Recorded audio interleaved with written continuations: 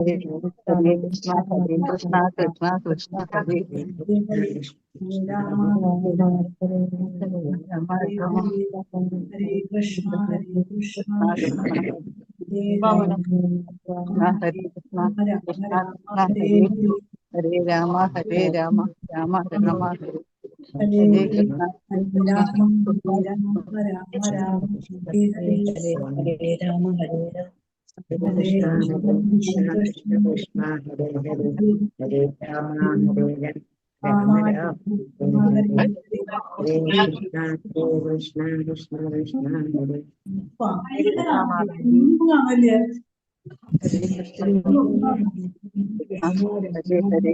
ഭഗവാനെ കൃഷ്ണ ഗുരുവായൂരപ്പ. Hare Krishna, Hare Krishna. Om Namo Bhagavate Vasudevaya. Om Namo Bhagavate Vasudevaya. Om Namo Bhagavate Vasudevaya. Om Ajnanatimirandasya Jnananjanaşalakaya Chakshurinmilitam Yena Tasmai Shri Gurave Namah. Namo Vishnu Padaya Krishna Preshtaya Bhutale Srimade Bhaktivedanta Swaminidhi Namine. Namaste Saraswate Deve Gauravani Pracharine Nirvishesha Shunyavadi पाश्चात्य देशधारिणे. जय श्री कृष्ण चैतन्य प्रभु नित्यानंद श्री अद्वैत गदाधर श्रीवासादि गौर भक्त वृंद. हरे कृष्ण कृष्ण कृष्ण हरे हरे, हरे राम राम राम हरे हरे. ഹരേ Krishna. Shri Shri Radha Govinda temple ISKCON മാംഗ്ലൂരിന്റെ 18 ദിവസത്തെ ഭഗവത്ഗീത ക്ലാസ്സിലേക്ക് എല്ലാവർക്കും സ്വാഗതം. ഹരേ കൃഷ്ണ. എല്ലാവർക്കും പ്രണാമം. ഒരു മിനിറ്റ്, ഒരു സെക്കൻഡ് കേട്ടോ.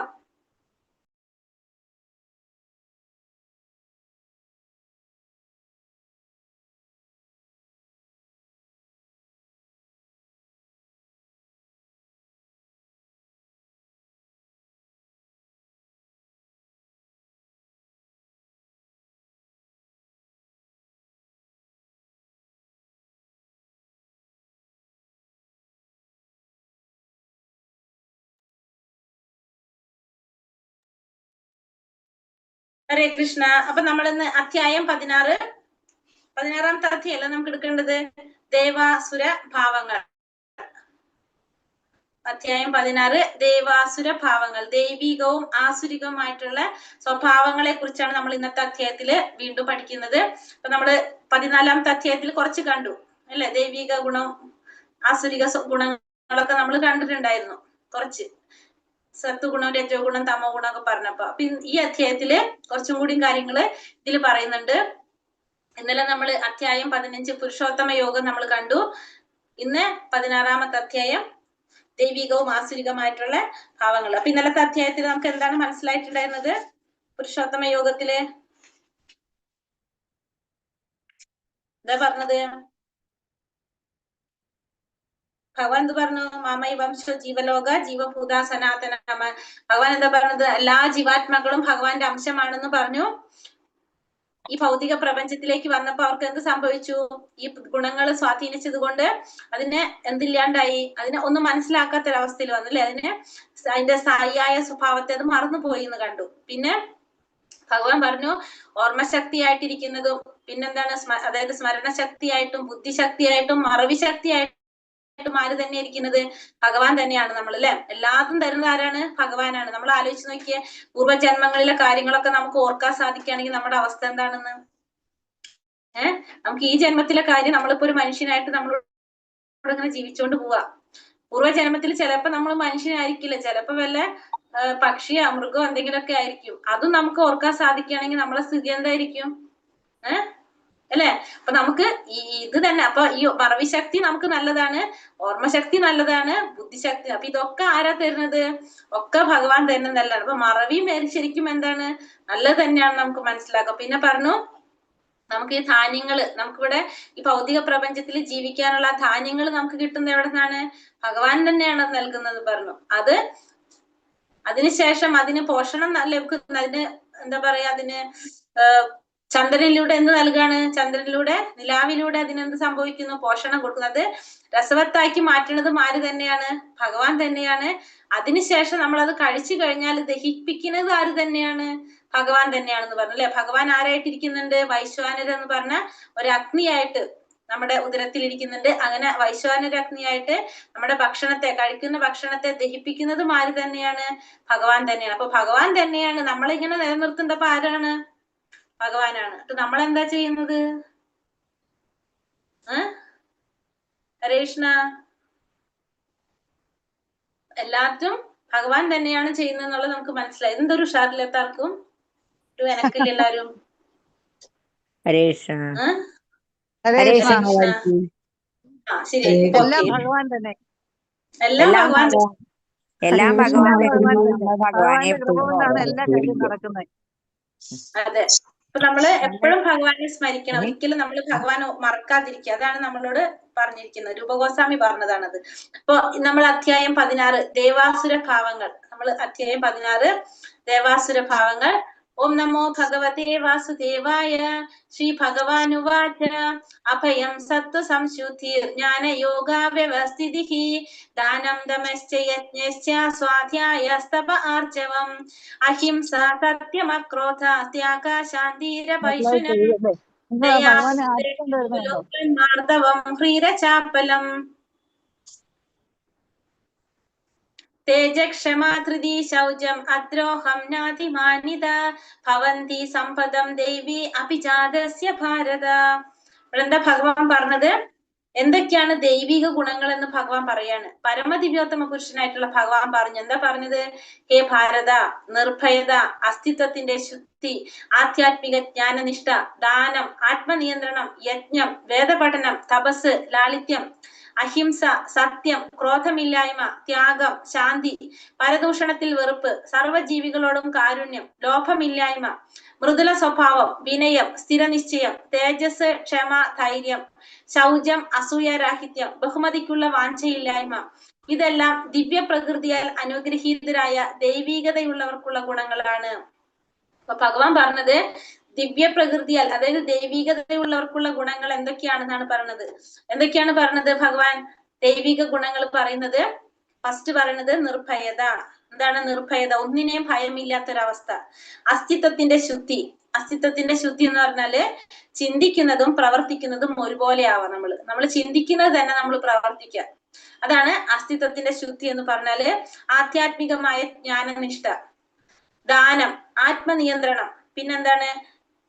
യജ്ഞം, വേദപഠനം, തപസ്, ലാളിത്യം, അഹിംസ, സത്യം, ക്രോധമില്ലായ്മ, ത്യാഗം, ശാന്തി, പരദൂഷണത്തിൽ വെറുപ്പ്, സർവ്വജീവികളോടും കാരുണ്യം, ലോഭമില്ലായ്മ. ലോഭമില്ലായ്മ എന്ന് വെച്ചിട്ടുണ്ടെങ്കിൽ ഭൗതികമായ വസ്തുക്കളോടുള്ള ആഗ്രഹം ഇല്ലാതിരിക്കുന്നത്, മൃദുല സ്വഭാവം, വിനയം, സ്ഥിരനിശ്ചയം, തേജസ്, ക്ഷമ, ധൈര്യം, ശൗചം, അസൂയാരാഹിത്യം, ബഹുമതിക്കുള്ള ആഗ്രഹങ്ങളില്ലാത്ത വാഞ്ചയില്ലായ്മ, ഇതെല്ലാം ദിവ്യ പ്രകൃതിയാൽ അനുഗ്രഹീതരായ ദൈവികതയുള്ളവർക്കുള്ള ഗുണങ്ങളാണ്. അപ്പൊ ദൈവികതയുള്ളവർക്കുള്ള ഗുണങ്ങളാണ് ഇവിടെ പറഞ്ഞത്.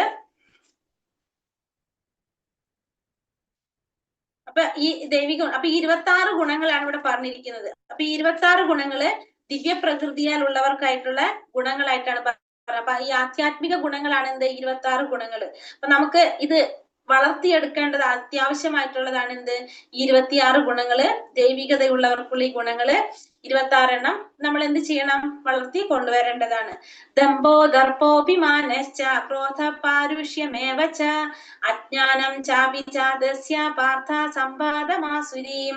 ഹേ പാർത്ഥ, ഗർവ്, അഹങ്കാരം, അഭിമാനം, ക്രോധം, പാരുഷ്യം, അജ്ഞാനം എന്നിവ അസുര ഗുണങ്ങളാണ്. ഇനി അസുര സ്വഭാവത്തിൽ എന്താ പറയണത്? ഗർവ്. ഗർവ് എന്ന് വെച്ചാൽ എന്താണ്? മറ്റുള്ളവരൊക്കെ നമ്മൾ വില കുറച്ച് കാണാം. നമ്മളാണ് ഏറ്റവും ശ്രേഷ്ഠനായിട്ടുള്ള വ്യക്തി, മറ്റുള്ളവരൊക്കെ വളരെ താഴ്ന്നതാണ്. അതായത് വില കുറച്ച് കാണാം മറ്റുള്ളവരെ. അഹങ്കാരം, പിന്നെ അഭിമാനം, ക്രോധം, പാരുഷ്യം, അജ്ഞാനം, ഇതൊക്കെ എന്ത് ഗുണങ്ങളായിട്ട് പറയുന്നത്? ആസുരിക സ്വഭാവത്തിലുള്ളവരെ, ആസുരിക സ്വഭാവത്തിലുള്ള അസുര ഗുണങ്ങളായിട്ടാണ് പറയുന്നത്. അപ്പൊ അസുര ഗുണങ്ങൾ എന്ന് പറയുമ്പോ അത് മാതൃഗർഭത്തിൽ നിന്ന് ശരീരം ഉളവാകുന്നതോടുകൂടി തന്നെ ആർജിക്കുന്നതാണ് എന്ത്? അസുരസ് ഗുണങ്ങൾ. ഇത് വളരും തോറും ഈ ദുർഗുണങ്ങളും തന്നെത്താനെ വെളിപ്പെട്ടുകൊണ്ടിരിക്കും. അതാണ് അസുര ഗുണങ്ങൾ.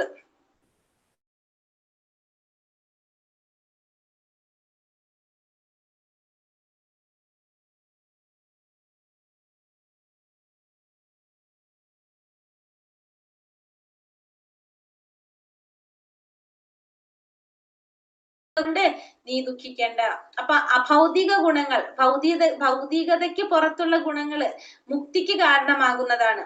ആസുര ഗുണങ്ങളോ ബന്ധനത്തിന് കാരണമാകുന്നതാണ്. അപ്പൊ അർജുനനോട് പറയാണ്, പാണ്ഡുനന്ദന, അർജുനനെ വിളിക്കാണ്, നീ എങ്ങനെ പിറന്നവനാണ്?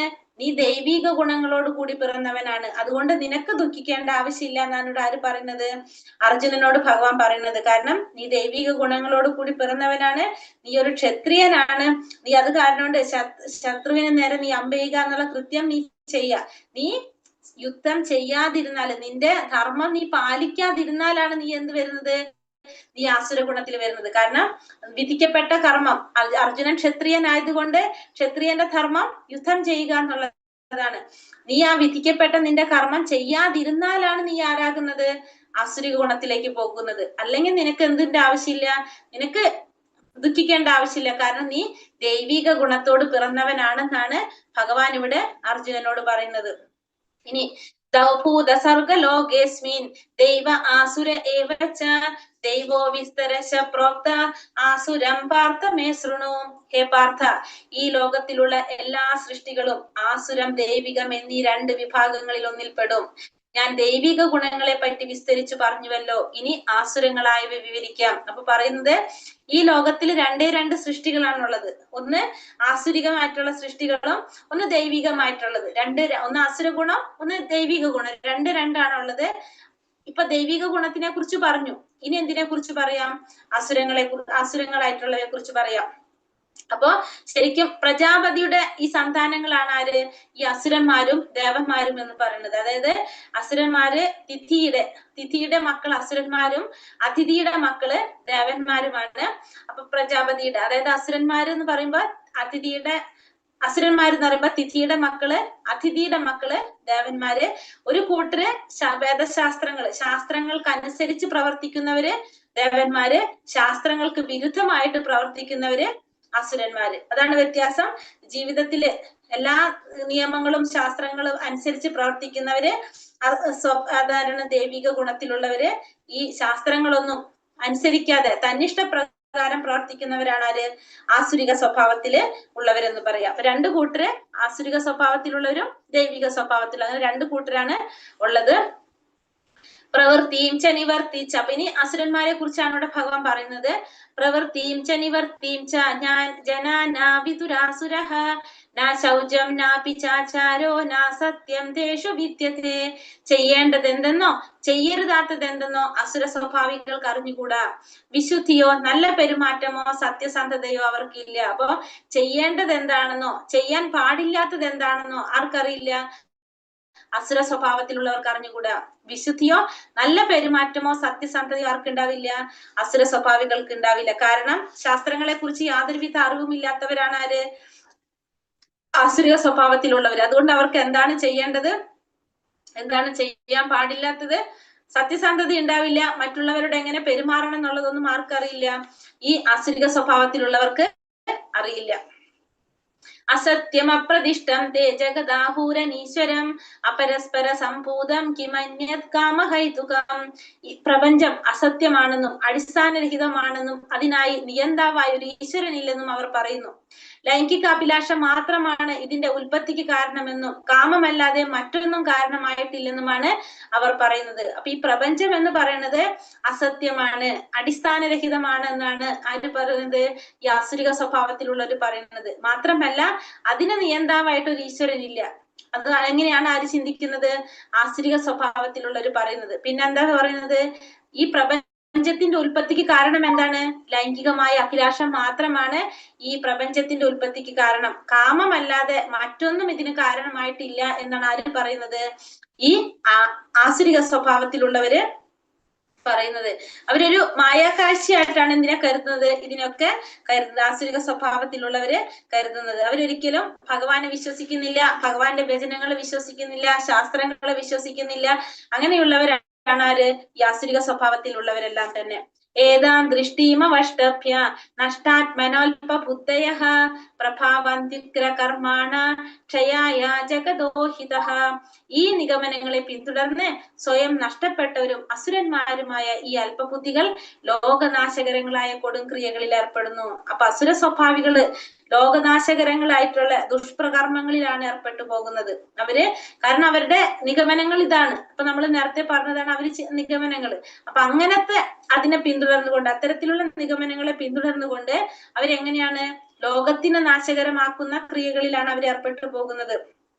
മറ്റുള്ളവർക്ക് ബുദ്ധിമുട്ടുണ്ടാകുന്ന പ്രശ്നങ്ങൾ ഉണ്ടാക്കുന്ന, അത് അണ്വായുധം പോലുള്ള പലതരത്തിലുള്ള ആയുധങ്ങൾ ഉണ്ടാക്കാൻ അങ്ങനെയൊക്കെയാണ് ആര് ചെയ്യുന്നത്? ഈ പറയുന്ന തരത്തിലുള്ള അത്തരം ആയുധങ്ങളൊക്കെ കണ്ടുപിടിക്കുന്നതൊക്കെ ആരാണ്? ഈ തരത്തിലുള്ള വ്യക്തികളായിരിക്കും. ആസുര സ്വഭാവത്തിലുള്ള ഈ അല്പബുദ്ധികളായിട്ടുള്ളവരാണ് ഇത്തരത്തിലുള്ള ക്രിയകളിൽ ഏർപ്പെട്ടു പോകുന്നത്. കാമമാശ്രിത്യ ദുഷ്പൂരം ദംഭമാനാമദാന്വിതഃ മോഹാത് ഗൃഹീത്വ സത്ഗ്രാഹാൻ പ്രവർത്തന്തേഷു ജീവൃതഃ.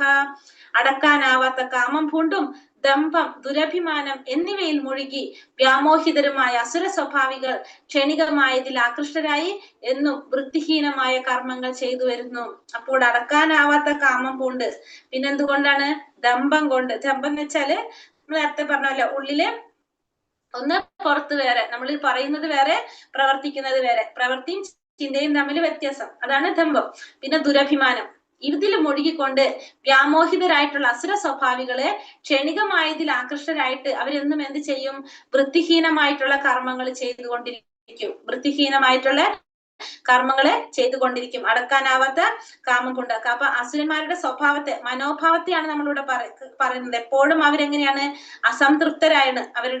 അവരുടെ ആഗ്രഹങ്ങൾ ഒരിക്കലും തീരുന്നില്ല. എപ്പോഴും അവരെങ്ങനെയായിരിക്കും? അസംതൃപ്തരായിരിക്കും. ആര്?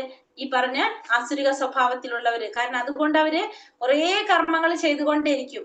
വൃത്തിഹീനമായിട്ടുള്ള കർമ്മങ്ങൾ ഇങ്ങനെ ചെയ്തുകൊണ്ടേയിരിക്കുന്നവരാണ് ആര്? അസുര സ്വഭാവത്തിലുള്ളവരുടെ.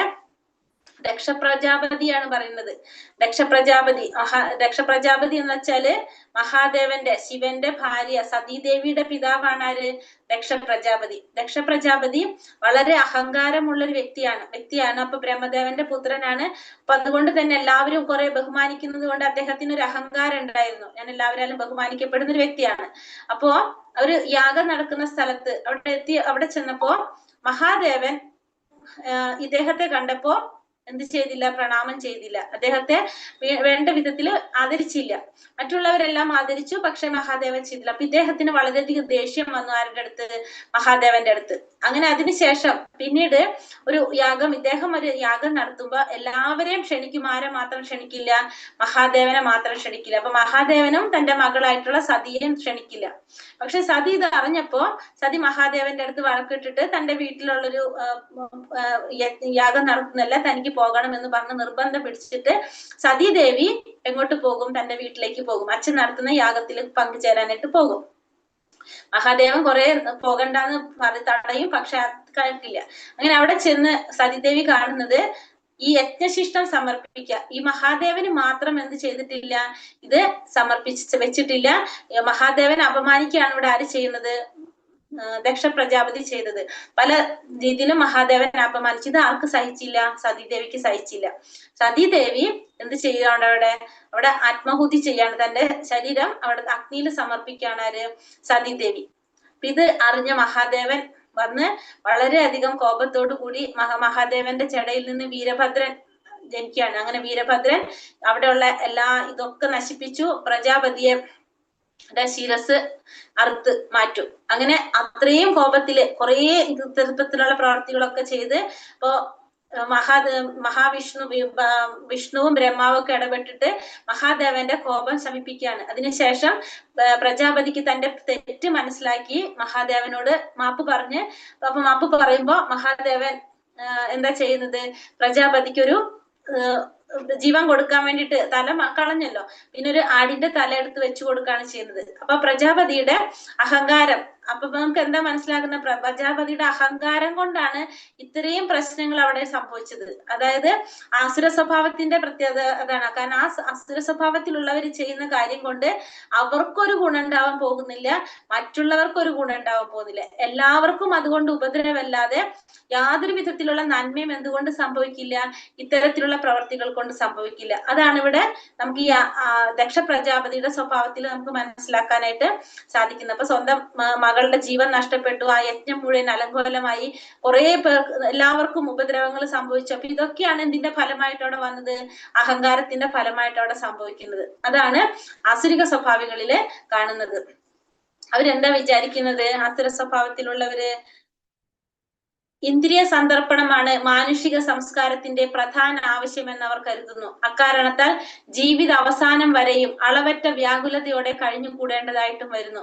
അനേകായിരം ആഗ്രഹങ്ങളുടെ വലക്കെട്ടിലകപ്പെട്ട കാമക്രോധങ്ങൾക്ക് അധീനരായി സുഖഭോഗങ്ങൾക്കായി അന്യായമായിട്ടെങ്കിലും അവർ ധനം സമ്പാദിക്കുന്നു. അപ്പൊ ഇവരുടെ ധാരണ എന്താണ്? ഇന്ദ്രിയ സന്ദർപ്പണം, അതായത് നമ്മുടെ ഇന്ദ്രിയ സംതൃപ്തി മാത്രമാണ് നമ്മുടെ മാനുഷിക സംസ്കാരത്തിന്റെ പ്രധാന ആവശ്യമെന്നാണ് ഈ ആസുരിക സ്വഭാവത്തിലുള്ളവർ വിചാരിക്കുന്നത്.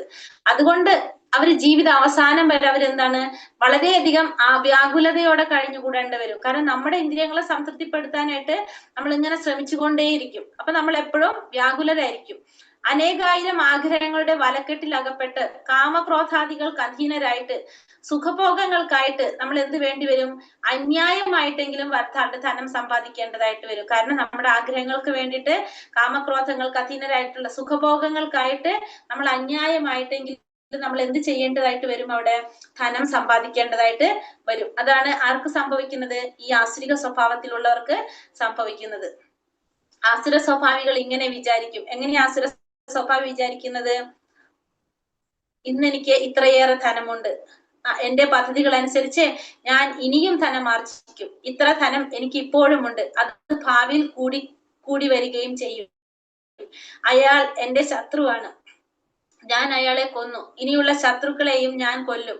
ഞാൻ എല്ലാറ്റിനും ഉടമയാണ്, ഞാൻ സുഖിയാണ്, എല്ലാം തികഞ്ഞവനാണ്, ബലവാനാണ്, സന്തുഷ്ടനാണ്, സമ്പന്നനാണ്, കുലീനരായ ബന്ധുക്കളുണ്ട് എനിക്ക്.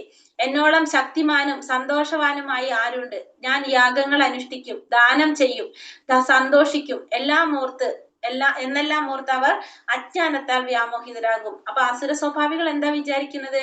നമ്മൾ നേരത്തെ പറഞ്ഞു, ശാസ്ത്രങ്ങളെ കുറിച്ചുള്ള അറിവോ യാതൊരു വിധത്തിലുള്ള ജ്ഞാനം ഇല്ലാത്തത് കൊണ്ട് അജ്ഞരാണ് അവര്. അപ്പൊ അവരുടെ ധാരണ എന്താണ്? ഈ പ്രപഞ്ചം എന്ന് പറയുന്നത് എന്തിനു വേണ്ടിയിട്ടുള്ളതാണ്? നമ്മുടെ ഭൗതികമായ ആഗ്രഹങ്ങൾക്ക് വേണ്ടിയിട്ട്, ഇന്ദ്രിയ സന്തോഷത്തിന് വേണ്ടിയിട്ടുള്ളതാണ്. നമ്മൾ സുഖിക്കാൻ വേണ്ടിയിട്ടാണ് ഈ ഭൗതിക പ്രപഞ്ചം എന്നാണ് ആസുരിക സ്വഭാവത്തിലുള്ളവർ കരുതുന്നത്. അപ്പൊ അതുകൊണ്ട് അവരുണ്ടാക്കുന്നതും അവര് ചെയ്യുന്നതൊക്കെ അവരുടെ മാത്രം പ്രയത്നം കൊണ്ടെന്നാണ് ആര് ചിന്തിക്കുന്നത്? ആസുര സ്വഭാവത്തിലുള്ളവർ കരുതുന്നത്. അപ്പൊ അതുകൊണ്ട് അവര് ചിന്തിക്കുന്നത് അവരുടെ പദ്ധതികൾ അനുസരിച്ച് അവർ ഇനിയും ധനം ഉണ്ടാക്കും, ഞാൻ ഇനിയും ധനം ആർജിക്കും, ഇത്ര ധനം എന്റെ കയ്യിൽ ഇപ്പുണ്ട്, ഞാൻ അത് ഭാവിയിൽ കൂട്ടി വരികയും ചെയ്യും. പിന്നെ അയാൾ എന്റെ ശത്രുവാണ്, അയാളെ ഞാൻ കൊന്നു, ഇനിയുള്ള ശത്രുക്കളെയും എനിക്ക് കൊല്ലാൻ സാധിക്കും. കാരണം എല്ലാം ആരാ ചെയ്യുന്നത്? ഞാൻ തന്നെയാണ് ചെയ്യുന്നത്, എന്റെ മുകളിൽ വേറൊരാളും ഇല്ല. ഇനിയുള്ള ശത്രുക്കളെ ഞാൻ കൊല്ലും. എല്ലാറ്റിന്റെയും ഉടമ ആരാണ്? ഞാൻ തന്നെയാണ് എല്ലാറ്റിന്റെ ഉടമ. കാരണം എനിക്ക് സുഖിക്കാനുള്ളതാണ്. ഞാൻ തികഞ്ഞവനാണ്, ബലവാനാണ്, സന്തോഷവാനാണ്, സന്തുഷ്ടനാണ്, സമ്പന്നനാണ്. എനിക്ക് കുറെ ബന്ധുക്കളുണ്ട്.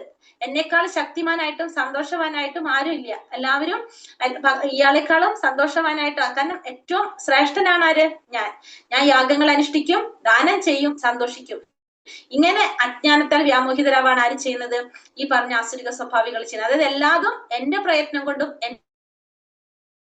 എന്റെ കഠിനാധ്വാനം കൊണ്ടും സംഭവിച്ചതാണ് എന്നാണ് ആര് പറയുന്നത്? ഈ ആസുരിക സ്വഭാവത്തിലുള്ളവർ വിചാരിക്കുന്നത്. ഭഗവാൻ എന്ന് പറഞ്ഞ ഒരു കൺസെപ്റ്റ് ആർക്കില്ല? ഈ ആസുരിക സ്വഭാവത്തിലുള്ളവർക്കില്ല. ഭഗവാനെ കുറിച്ച് അവര് ചിന്തിക്കുന്നേ ഇല്ല.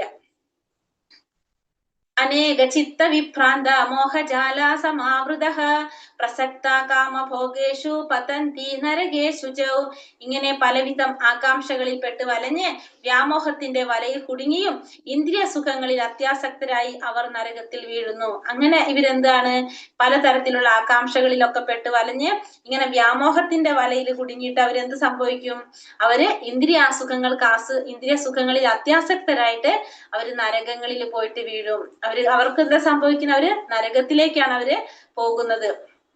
ഇങ്ങനെ നിഷേധികളും സ്വയം സംതൃപ്തരുമായിട്ടുള്ള അവർക്ക് സമ്പത്ത്, ദുരഭിമാനം ഇവയാൽ വ്യാമോഹിതരായി അഹങ്കാരത്തോടെ അവർ ചിലപ്പോൾ വൈദിക വിധികൾ അനുസരിക്കാതെ തന്നെ പേരിന് ചില യജ്ഞങ്ങൾ അനുഷ്ഠിക്കാറുണ്ട്. അങ്ങനെ നിഷേധികളായിട്ടുള്ള സ്വയം സംതൃപ്തരായിട്ടുള്ള ഇവര് സമ്പത്ത് കൊണ്ടും ദുരഭിമാനം കൊണ്ടൊക്കെ വ്യാമോഹിതരായിട്ട് ഇവരുടെ വിചാരം എന്താണ്? ഇവരാണ് ഏറ്റവും ശ്രേഷ്ഠരായിട്ടുള്ളവര്, ഇവരെക്കാളും വലിയവരായിട്ട് ആരും തന്നെ ഇല്ല, ഇവരെക്കാളും ഗുണവാന്മാരായിട്ട് ആരും ഇല്ല. അങ്ങനെയുള്ള അഹങ്കാരത്തോടെ അവരെന്ത് ചെയ്യും? വൈദിക വിധികളൊന്നും അനുസരിക്കാതെ പേരിന് തന്നെ അവര് തന്നെ എന്ത് ചെയ്യും? ചില യജ്ഞങ്ങൾ അനുഷ്ഠിക്കും. അവരുടേതായ രീതിയിൽ അവര് തന്നെ എന്ത് ചെയ്യും?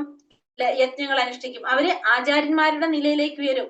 മറ്റുള്ളവർക്ക് തെറ്റായ രീതിയിൽ അവർ മാർഗനിർദ്ദേശം നൽകും. ഇതൊക്കെ ആര് ചെയ്യും? ഇത്തരത്തിലുള്ള വ്യക്തികള് ചെയ്യും. അസുരന്മാർ മിഥ്യാഹങ്കാരം, ബലം, ഗർവം, കാമം, ക്രോധം ഇവയാൽ സംഭ്രാന്തരായി തങ്ങളുടെയും അന്യരുടെയും ശരീരത്തിൽ കുടികൊള്ളുന്ന ആ പരമദിവ്യാത്മ പുരുഷനോട് ഈർഷ്യാലുക്കളായി തീർന്ന് ശരിയായ ധർമ്മത്തെ പഴിക്കുന്നു. അങ്ങനെ ഇവരെന്ത് ചെയ്യും? ഈ മിഥ്യാഹങ്കാരം കൊണ്ട് ബലം, ഗർവ്, കാമം, ക്രോധം ഇവയാൽ സംഭ്രാന്തരായിട്ട് തങ്ങളുടെ ശരീരത്തില് അല്ലെങ്കിൽ മറ്റുള്ളവരുടെ ശരീരത്തിൽ കുടികൊള്ളുന്ന ആ പരമദിവ്യോത്തമ പുരുഷനായിട്ടുള്ള ഭഗവാനോട് ഈർഷ്യാലുക്കളായിട്ട് അവരെന്ത് ചെയ്യും? ശരിയായ ധർമ്മത്തെ പഴിക്കും. കാരണം അവരെക്കാളും ശക്തന്മാരായിട്ട് ആരും തന്നെ ഇല്ല. അപ്പൊ അവരാണ് എല്ലാം ശരിയായിട്ട് ചെയ്യുന്നവര്, അവരാണ് എന്നുള്ളത് ചിന്തിച്ചുകൊണ്ട് അവരെന്ത് ചെയ്യണം? ശരിയായ ധർമ്മത്തെ അവര് പഴിക്കുകയാണ് ചെയ്യണത്. ഈ ജീവിതത്തില് വരാൻ പോകുന്ന ജീവിതത്തിന്റെ ഇപ്പൊ നമ്മൾ ഈ ചെയ്യുന്ന കാര്യങ്ങള്, ഈ ജീവിതത്തിൽ നമ്മൾ ചെയ്യുന്ന കാര്യങ്ങള് അടുത്ത വരാൻ പോകുന്ന നമ്മുടെ ജീവിതത്തെ നിയന്ത്രിക്കുന്നതാണ്, അതല്ലെങ്കിൽ നമ്മുടെ ജീവിതത്തെ തീരുമാനിക്കുന്നതാണെന്നുള്ളത് ആർക്ക് മനസ്സിലാക്കാൻ സാധിക്കുന്നില്ല?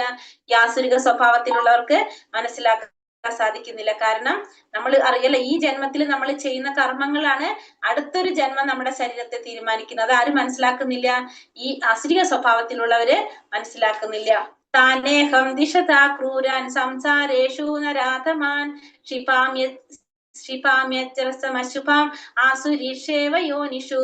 ഈർഷ്യാലുക്കളും ദുർബുദ്ധികളുമായ ഈ മനുഷ്യ അധമന്മാരെ ഭൗതിക ജീവിത സാഗരത്തിലെ ആസുര യോനികളിൽ തന്നെ ഞാൻ വീണ്ടും വീണ്ടും ജനിപ്പിക്കുന്നു. അപ്പൊ ഭഗവാൻ എന്താ പറയുന്നത്? ഇങ്ങനെ ഈർഷ്യാലുക്കളും ദുർബുദ്ധികളായിട്ടാണ് അവരെ പറയുന്നത്. ദുർബുദ്ധികളായിട്ടുള്ള ഈ മനുഷ്യ അധമന്മാരെ, ഇവര് മനുഷ്യന്മാരുടെ അധമന്മാരായിട്ടാണ് പറയുന്നത്. അവര് ഭൗതിക ജീവിത സാഗരത്തിലെ ആസുര യോനികളിൽ തന്നെയാണ് അവർ വീണ്ടും വീണ്ടും ജനിപ്പിക്കുന്നത്. അപ്പൊ ഭഗവാൻ ഇവര് വീണ്ടും എവിടെ തന്നെയാണ് ജനിക്കുന്നത്? ആസുര യോനിയിൽ തന്നെയാണ് ഇവര് വീണ്ടും വീണ്ടും ജന്മം എടുക്കുന്നത്. ഇവർക്ക് ഭഗവാനെ കുറിച്ച് അറിയാനായിട്ട് സാധിക്കുന്നില്ല. ഇവര് വീണ്ടും ആസുര യോനിയിൽ തന്നെയാണ് ജന്മം എടുക്കുന്നത്. ദുർബുദ്ധികളായിട്ട് മനുഷ്യ അധമന്മാരായിട്ടാണ് ഇവരെ ഭഗവാൻ പറയുന്നത്. ആസുരീം യോനി മാപന്ന മൂഢ ജന്മനി മാമാ പ്രാപൈവ കൗന്ദേയ തതോ യാന്ത്യാധമാം ഗതിം.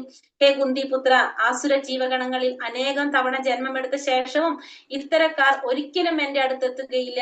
ക്രമേണ അധികം നീചങ്ങളായ തലങ്ങളിലേക്ക് താഴ്ത്തപ്പെടുന്നു. അപ്പൊ പറയുന്നത് ആസുര ജീവഗണങ്ങളിൽ അനേകം തവണ ജന്മമെടുത്ത ശേഷവും ഇത്തരക്കാര് ഒരിക്കലും ഭഗവാന്റെ അടുത്തേക്ക് എത്താൻ സാധിക്കില്ല. അവര് ക്രമേണ നീചങ്ങളായിട്ടുള്ള താഴ്ന്ന തലങ്ങളിലേക്ക് പോകുകയാണ് ചെയ്യുന്നത്. അവർക്കൊരിക്കലും അപ്പൊ എന്താണ്? എത്ര ജന്മം എടുത്താലും അവർക്ക് എന്ത് സാധിക്കുന്നില്ല? ഭഗവാനെ അറിയാനോ ഭഗവാനെ കുറിച്ച് അറിയാനോ ഭഗവാന്റെ അടുത്തെത്താൻ അവർക്ക് സാധിക്കുന്നില്ല. അവർ വീണ്ടും താഴ്ന്ന തലങ്ങളിലേക്കാണ് എത്തപ്പെടുന്നത് എന്നാണ് ഇവിടെ ഭഗവാൻ പറയുന്നത്. രാക്ഷസീയ ഗർഭങ്ങളിൽ വന്ന് അവര് ആ രീതിയിലാണ് അവരെ ജന്മം വരുന്നത്. വീണ്ടും താഴ്ന്ന തലങ്ങളിലേക്കാണ് ഇവര് പോകുന്നതെന്നും ഇവിടെ ഭഗവാൻ എടുത്തു പറയാണ്. നമ്മൾ അടുത്ത ശ്ലോകത്തിൽ പറയുന്നത് ത്രിവിധം നരകസ്യേത്യം ദ്വാരം നാശാനമാത്മനഃ കാമക്രോധ തഥാ ലോഭസ് തസ്മാദേതത്രയം ത്യജേത്. നരകത്തിന് കവാടങ്ങൾ 3 ഉണ്ട്. കാമം, ക്രോധം, ലോഭം. ബുദ്ധിയുള്ള എല്ലാവരും ഇവയെ ഉപേക്ഷിക്കണം. കാരണം അവ ആത്മാവിന്റെ അധപതനത്തിലേക്ക് വഴിതെളിക്കും. അപ്പൊ നരകത്തിന്റെ കവാടങ്ങൾ 3 കവാടങ്ങളാണ് നരകത്തിനുള്ളത്. എന്തൊക്കെയാണ്? കാമം, ക്രോധം, ലോഭം. ഈ 3 കവാടങ്ങള് ബുദ്ധിയുള്ളവരെന്ത് ചെയ്യണം? ഈ 3ഉം ഉപേക്ഷിക്കണം. കാമം, ക്രോധം, ലോഭം. ലോഭം എന്ന് വെച്ചാല് ഭൗതികമായിട്ടുള്ള വസ്തുക്കളോട് ധനസമ്പാദനത്തിനുള്ള ആഗ്രഹം, അത് ആസക്തി, അതിനോടുള്ള ആസക്തിയൊക്കെ നമുക്ക് എന്ത് പറയാം? ലോഭം. അപ്പൊ ഈ 3 എണ്ണാണ് നരകത്തിന്റെ കവാടം. ഇതിനെ നമ്മൾ ബുദ്ധിയുള്ളവരെന്ത് ചെയ്യും? ഈ 3ഉം ഉപേക്ഷിക്കണം. കാരണം ഇത് എന്ത് വഴിതെളിക്കും? ആത്മാവിന്റെ അധപതനത്തിന് ഇത് വഴിതെളിക്കുന്നതാണ്. एतेर्विमुक्त कौन्तेय तमादोरैस्त्रिभिर्नरः ആചാര്യാത്മനാശ്രയ സദോ യാന്തി പരാം ഗതിം. കുന്തിപുത്ര, ഈ 3 നരകദ്വാരങ്ങളിൽ നിന്ന് രക്ഷ പ്രാപിച്ചവർ ആത്മസാക്ഷാത്കാരത്തിനുതകുന്ന കർമ്മങ്ങൾ ചെയ്ത് ക്രമേണ പരമപദത്തിലെത്തും. അപ്പൊ ഈ 3 നരകദ്വാരങ്ങളിൽ നിന്ന് രക്ഷ പ്രാപിച്ചിട്ടുള്ളവര് ആത്മസാക്ഷാത്കാരത്തിനുതകുന്ന കർമ്മങ്ങൾ ചെയ്ത് ക്രമേണ പരമപദത്തിലെത്തും. അപ്പൊ ഈ 3 നരകദ്വാരങ്ങൾ, കാമക്രോധലോഭം, ഈ 3 എണ്ണത്തിൽ നിന്ന് എന്ത് ചെയ്യണം? രക്ഷ പ്രാപിച്ചു കഴിഞ്ഞാലാണ് എന്ത് സാധിക്കുന്നത്? ആത്മസാക്ഷാത്കാരത്തിനുതകുന്ന കർമ്മങ്ങളെല്ലാം ചെയ്ത് ആ പരമപദത്തിലെത്താൻ സാധിക്കുന്നത്. അപ്പൊ 3 കാര്യങ്ങള് നമ്മൾ എന്ത് ചെയ്യണം? കാമം, ക്രോധം, ലോഭം, ഇത് 3 എണ്ണത്തിൽ നിന്ന് നമ്മൾ രക്ഷ പ്രാപിക്കണം. കാമം, ക്രോധം, ലോഭം, ഈ 3 ശത്രുക്കളെ പറ്റി കരുതലോടെ ഇരിക്കണം. മനുഷ്യർ എന്ത് ചെയ്യണം? ഈ 3 കാര്യങ്ങളാണ് ശത്രുക്കള്. കാമം, ക്രോധം, ലോഭം, ഇത് 3 എണ്ണത്തിനും കരുതലോടെ ഇരിക്കണം.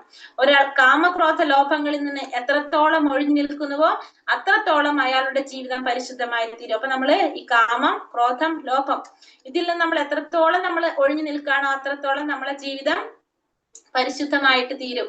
പിന്നെ വൈദിക സാഹിത്യങ്ങളിൽ പറയുന്ന നിയമ നിബന്ധനകൾ അയാൾക്ക് അനുസരിക്കാൻ സാധിക്കും. അപ്പൊ അത് കഴിഞ്ഞാൽ നമുക്ക് എന്ത് സാധിക്കും? നമ്മുടെ വൈദിക ഗ്രന്ഥങ്ങളിൽ പറയുന്ന നിയമ നിബന്ധനകൾ അനുസരിക്കാൻ ആ വ്യക്തിക്ക് സാധിക്കുകയും ചെയ്യും.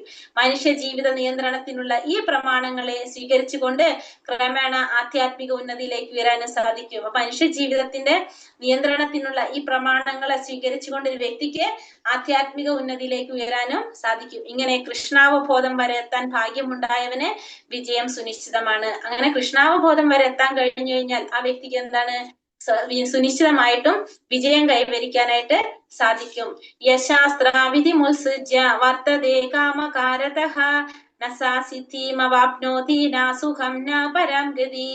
ശാസ്ത്രവിഹിതങ്ങളായ വചനങ്ങളെ കണക്കിലെടുക്കാതെ തന്നിഷ്ടം പോലെ പ്രവർത്തിക്കുന്നവർക്ക് പരിപൂർണതയോ പരമലക്ഷ്യപ്രാപ്തിയോ സുഖം പോലുമോ നേടാനാവില്ല. അപ്പൊ ശാസ്ത്രവിധികളെ അനുസരിക്കാതെ, ശാസ്ത്രവിധികളായിട്ടുള്ള ഈ വചനങ്ങൾ കണക്കിലെടുക്കാതെ തന്നിഷ്ടം പോലെ പ്രവർത്തിക്കുന്നവര്, അതായത് നമ്മുടെ ശാസ്ത്രങ്ങളിൽ പറഞ്ഞിരിക്കുന്നത് അനുസരിക്കാതെ തന്നിഷ്ടം പോലെ പ്രവർത്തിക്കുന്നവർക്ക് പരിപൂർണത നേടാനോ പരമലക്ഷ്യപ്രാപ്തി നേടാനോ അതിന് സുഖം പോലും നേടാൻ സാധിക്കില്ല. നമ്മുടെ ശാസ്ത്രങ്ങളിൽ എന്തൊക്കെയാണോ പറഞ്ഞിരിക്കുന്നത് അത് നമ്മൾ അനുസരിക്കാതെ നമ്മുടെ ഇഷ്ടത്തിനാണ് നമ്മൾ പ്രവർത്തിക്കുന്നതാണെങ്കിൽ നമുക്ക് പരിപൂർണത നേടാൻ സാധിക്കില്ല, പരമലക്ഷ്യപ്രാപ്തി നേടാൻ സാധിക്കില്ല, സുഖം പോലും നേടാൻ സാധിക്കില്ല. കാരണം ധർമ്മത്തിന്റെ 4 തൂണുകൾ, ധർമ്മമാണ് എങ്ങനെയാണ് നമ്മൾ ജീവിക്കേണ്ടത്. നമ്മൾ ആ ധർമ്മത്തെ കുറിച്ചാണ് ഇതിൽ പറഞ്ഞിരിക്കുന്നത്, ശാസ്ത്രങ്ങളിൽ കൊടുത്തിരിക്കുന്നത്. അപ്പൊ ധർമ്മത്തിനെ പിന്തുടരാത്ത പക്ഷം നമുക്ക് എന്തുണ്ടാവില്ല? നമുക്ക് പരിപൂർണത നേടാനോ സുഖം ഒന്നും നമുക്ക് അനുഭവിക്കാനായിട്ട് സാധിക്കില്ല. അപ്പൊ ഇവിടെ പറയുന്നത് ഓരോ യുഗത്തിലും എങ്ങനെയാണ് ഉണ്ടായിരുന്നതെന്ന് പറയാണ്. അതായത് നമ്മള് ഇപ്പൊ കലിയുഗം എടുക്കുകയാണെങ്കിൽ കലിയുഗത്തിൽ നമുക്കറിയാം ഓരോ ജീവാത്മാവിലും എന്തുണ്ട്? സത്വഗുണം, അതായത് ആസുരിക സ്വഭാവവും ദൈവിക ഗുണം രണ്ടും ആരിലുണ്ട്? ഓരോ ജീവാത്മാവിലുണ്ട്. ഓരോ വ്യക്തികളിലും ആസുരിക സ്വഭാവം ഉണ്ട്, ദൈവിക സ്വഭാവം രണ്ടും ഉണ്ട് ഓരോ വ്യക്തിയിലും. അപ്പൊ നമ്മള് സത്യയുഗത്തിലാണെങ്കിലോ 2 ലോകങ്ങളിലാണ് ആരുണ്ടായിരുന്നത്? അസുരന്മാരും ദേവന്മാരും ഉണ്ടായിരുന്നത്. 2 ലോകങ്ങളിലാണ്, അതായത് ഭൂമിക്ക് താഴെ ഭൂമിക്ക് മുകളിലും. അങ്ങനെയാണ് എന്ത് വന്നിരുന്നത്? യുദ്ധം നടന്നിരുന്നത് അല്ലെങ്കിൽ മത്സരം നടന്നിരുന്നത്. ഭൂമിക്ക് താഴെയുള്ള ലോകങ്ങളും ഭൂമിക്ക് മുകളിലുള്ള ലോകങ്ങളും, ഒന്ന് ദേവന്മാരുടെ ലോകം, ഒന്ന് അസുരന്മാരുടെ ലോകം. അങ്ങനെയാണ് സത്യയുഗത്തില്. ത്രേതായുഗം വന്നപ്പോൾ എന്തായി? ഒരേ ലോകത്ത് തന്നെ 2 രാജ്യങ്ങൾ തമ്മിലായി. ശ്രീരാമനും പിന്നെ അതുപോലെ തന്നെ രാവണനും തമ്മില് ഒരേ ലോകത്ത് 2 രാജ്യങ്ങളിലാണ് എന്ത് നടന്നിരുന്നത്? ഈ അസുരന്മാരും ദേവന്മാരും തമ്മിലുള്ള മത്സരം നടന്നിരുന്നത്. അത് കഴിഞ്ഞിട്ട് ദ്വാപരയുഗം വന്നപ്പോഴോ ഒരേ ലോകത്തിലെ ഒരേ ഒരേ കുടുംബത്തിലുള്ളവർ തമ്മിലായി. പാണ്ഡവരും കൗരവരും ഒരേ കുടുംബത്തിലുള്ളവർ തമ്മിലാണ് എന്ത് ഈ മത്സരം നമ്മൾ വളർന്നിരുന്നത്. അത് കഴിഞ്ഞിട്ട് കലിയുഗം വന്നപ്പോഴെന്താണ്? ഒരാളില് തന്നെ എന്തുണ്ട്? ഈ ആസുരിക സ്വഭാവം ദൈവിക സ്വഭാവം രണ്ടും ആരിൽ തന്നെ ഉണ്ട്, ഒരു വ്യക്തിയിൽ തന്നെ. അപ്പൊ ഒരു വ്യക്തിയിൽ തന്നെയാണ് എന്ത് നടക്കുന്നത്? ഈ മത്സരം നടക്കുന്നത്. അപ്പൊ നമ്മളത് ശരിയായ രീതിയിൽ നമ്മൾ ചെയ്തില്ലെങ്കിൽ നമുക്ക് എന്താണ്? ആ ദൈവിക സ്വഭാവത്തെ മറികടന്ന് അസുര സ്വഭാവമാണ് മുന്നിൽ നിൽക്കുക. അപ്പൊ അതുകൊണ്ട് നമ്മൾ എന്ത് ചെയ്യണം? ശാസ്ത്രങ്ങൾ അനുസരിച്ച് ആ ധർമ്മശാസ്ത്രങ്ങളെ പിന്തുടർന്നുകൊണ്ട് നമ്മൾ ജീവിക്കുകയാണെങ്കിൽ നമുക്ക് ഓട്ടോമാറ്റിക്കലി നമ്മളിൽ ഏത് സ്വഭാവം കൂടുതൽ കാണാൻ സാധിക്കും? ദൈവിക സ്വഭാവം നമ്മളിൽ കാണാനായിട്ട് സാധിക്കും. അതുകൊണ്ട് എന്ത് ചെയ്യണം? തസ്മാ ശാസ്ത്രം പ്രമാണം തേ കാര്യകാര്യാവ്യവസ്ഥിതൗ ജ്ഞാത്വ ശാസ്ത്രവിധാനോക്തം കർമ്മ കർത്തൂമിഹാർഹസി. അതുകൊണ്ട് നമ്മൾ എന്ത് ചെയ്യണം, എന്ത് ചെയ്യാൻ പാടില്ല എന്നുള്ളത് ധർമ്മശാസ്ത്രങ്ങളുടെ അടിസ്ഥാനത്തിൽ ഒരാൾ മനസ്സിലാക്കണം. ഈ നിയമനിബന്ധനകൾ പഠിച്ചറിഞ്ഞ ശേഷം മാത്രം പ്രവർത്തിക്കുക, തന്മൂലം ക്രമേണ ഉന്നതി പ്രാപിക്കുക. അപ്പൊ നമ്മൾ എന്ത് ചെയ്യണം, എന്ത് ചെയ്യാൻ പാടില്ല എന്നുള്ളത് ശാസ്ത്രങ്ങളുടെ അടിസ്ഥാനത്തിലാണ് നമ്മൾ മനസ്സിലാക്കേണ്ടത്. അങ്ങനെ ഈ നിയമനിബന്ധനകൾ പഠിച്ചറിഞ്ഞ ശേഷം പ്രവർത്തിക്കുകയാണെങ്കിൽ നമുക്ക് എന്ത് സാധിക്കും, ഉന്നതി പ്രാപിക്കാനായിട്ട് സാധിക്കും. അപ്പൊ നമ്മള് ശാസ്ത്രത്തിൽ പറയുന്ന പ്രകാരമായിരിക്കണം നമ്മൾ ഇതൊക്കെ മനസ്സിലാക്കി പ്രവർത്തിക്കേണ്ടത്. നമ്മൾ തന്നിഷ്ടത്തിന് ചെയ്യാതെ എന്ത് ചെയ്യാൻ പാടില്ല എന്നുള്ളത് കർമ്മശാസ്ത്രങ്ങളുടെ അടിസ്ഥാനത്തിൽ നമ്മൾ മനസ്സിലാക്കണം, എങ്കിൽ മാത്രമേ കലിയുഗത്തിൽ നമ്മുടെ ഉള്ളിൽ എന്തുണ്ട്, ആസുരിക സ്വഭാവമുണ്ട്, ദൈവിക സ്വഭാവമുണ്ട്. നമ്മുടെ ആ ദൈവിക സ്വഭാവം മുന്നിലേക്ക് വരണമെങ്കിൽ എന്ത് വേണം, ശാസ്ത്രങ്ങളുടെ അടിസ്ഥാനത്തിൽ തന്നെ നമുക്ക് പ്രവർത്തിക്കണം. എങ്കിലാണ് നമുക്ക് ഉന്നതി പ്രാപിക്കാനായിട്ട് സാധിക്കുന്നത്. ഭഗവത്ഗീതയിലൂടെ കൃഷ്ണനെ അറിയുകയും ഭഗവത്ഗീത കൃഷ്ണാവബോധം ഉൾക്കൊള്ളുകയും ചെയ്ത് ഭക്തിയുടെ സേവനത്തിൽ മുഴുകുന്നവൻ വേദസംഹിതകൾക്ക് നൽകാവുന്നത്ര അത്യുത്കൃഷ്ടമായ ജ്ഞാനം അത്രയും നേടിക്കഴിഞ്ഞു. അപ്പൊ ഭഗവത്ഗീതയിലൂടെ ഭഗവാൻ അറിയാം, കൃഷ്ണാവബോധം ഉൾക്കൊള്ളാം. അങ്ങനെ ഭക്തിയുടെ സേവനത്തിൽ മുഴുകുന്നവർക്ക് വേദസംഹിതകൾക്ക് നൽകാവുന്നത്ര അത്യുത്കൃഷ്ടമായ ജ്ഞാനം അത്രയും നേടിക്കഴിഞ്ഞു എന്ന് മനസ്സിലാക്കാൻ സാധിക്കും.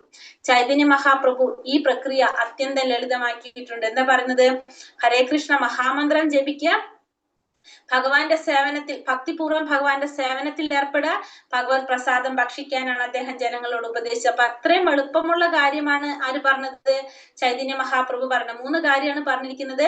ഭഗവാന്റെ നാമം ജപിക്കുക, പ്രസാദം കഴിക്കുക, സേവനം ചെയ്യുക. എളുപ്പത്തിൽ ചെയ്യാൻ പറ്റുന്ന 3 കാര്യങ്ങളാണ് അദ്ദേഹം ജനങ്ങളോട് ഉപദേശിച്ചത്. ഹരേ കൃഷ്ണ മഹാമന്ത്രം ജപിക്കാനും, ഭഗവാന്റെ സേവനത്തിൽ ഭക്തിപൂർവ്വം ഏർപ്പെടാനും, മഹാപ്രസാദം കഴിക്കാനും, ഭഗവത് പ്രസാദം ഭക്ഷിക്കാനുമാണ് അദ്ദേഹം ജനങ്ങളോട് ഉപദേശിച്ചത്. ഈ ഭക്തി സാധനകളിൽ നേരിട്ട് ഏർപ്പെട്ടിരിക്കുന്ന ഒരാൾ വൈദിക സാഹിത്യങ്ങൾ വേണ്ടുവണ്ണം പഠിച്ചിട്ടുണ്ടെന്ന് പറയാം. ഈ ഭക്തി സാധനങ്ങളിൽ നേരിട്ട് ഏർപ്പെട്ടിരിക്കുന്ന ഒരു വ്യക്തി വൈദിക സാഹിത്യങ്ങള് വേണ്ടവണ്ണം പഠിച്ച വ്യക്തിയാണെന്ന് പറയാനായിട്ട് സാധിക്കും. അപ്പൊ 3 കാര്യങ്ങളാണ് ചൈതന്യ മഹാപ്രഭു പറഞ്ഞിരിക്കുന്നത് ചെയ്യാനായിട്ട്. എന്തൊക്കെയാണ്, മഹാമന്ത്രം ജപിക്കാനും, ഭഗവാന്റെ സേവനത്തിൽ ഏർപ്പെടാനും, പ്രസാദം കഴിക്കാൻ. ഇത് 3 നമുക്ക് എളുപ്പത്തിൽ ചെയ്യാൻ പറ്റുന്ന കാര്യമാണ് അല്ലെ. പ്രസാദം കഴിക്കുക, ഒരു ബുദ്ധിമുട്ടില്ല. നാമം ജപിക്കുക, അത് ബുദ്ധിമുട്ടില്ല. സേവനം ചെയ്യുക, ഈ 3 കാര്യങ്ങളാണ് ആര് പറയുന്നത്, ചൈതന്യ മഹാപ്രഭു ജനങ്ങളോട് ഉപദേശിച്ചിരിക്കുന്നത്. ഹരേ കൃഷ്ണ കൃഷ്ണ കൃഷ്ണ ഹരേ ഹരേ, ഹരേ രാമ രാമ രാമ ഹരേ ഹരേ. വഞ്ചകൽപതരുഭ്യശ്ച കൃപാ സിന്ധോഭ്യവ ച പതിതാനാം പാവനേഭ്യോ വൈഷ്ണവേഭ്യോ നമോ നമഃ. അനന്ത കോടി വൈഷ്ണവ ഭക്തവൃന്ദി കി ജയ്. ശില പ്രഭുപാദ് കി ജയ്. ഗുരുദേവ്